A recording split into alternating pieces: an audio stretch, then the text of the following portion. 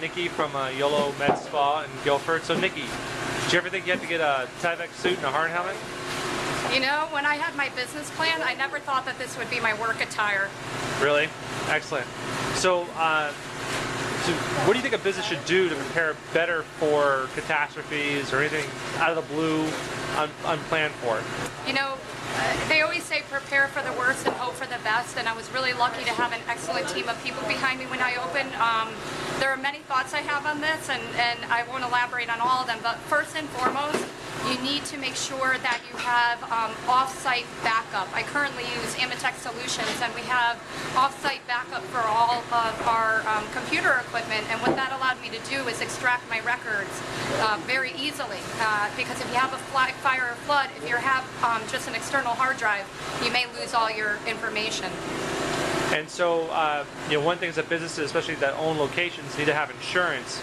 You obviously went out and priced your insurance, but it really matters when you actually have a problem. So, kind of walk me through how you thought about your insurance choices and stuff like that.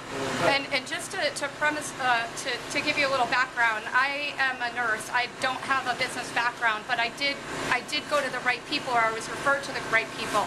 And you can't go with the cheapest insurance. You really, if you're a specialized sort of business, you really need to go to somebody who specializes in that entity. And I was led to, I had a lawyer who specializes in medical practices, and we are a medical spa, and he led me to an insurance agent who specifically deals with insurance for medical entities. So we don't know yet how it's going to pan out, but it appears as though my coverage was excellent and they're handling my claim.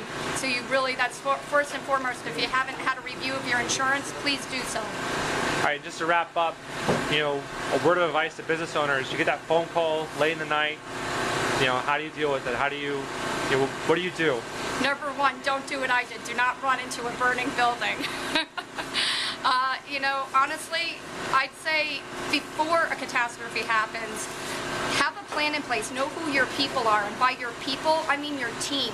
I immediately had called after the next day or the day after. I called my team together, and one of them, some people need emotional support, so they may need to go to some sort of counselor. I needed business support, so I called Erwin from, to give me some business counseling. So I would say have a good idea of who your team people are, so if you do have a catastrophe, you can put yourself back together as quickly as possible. Excellent.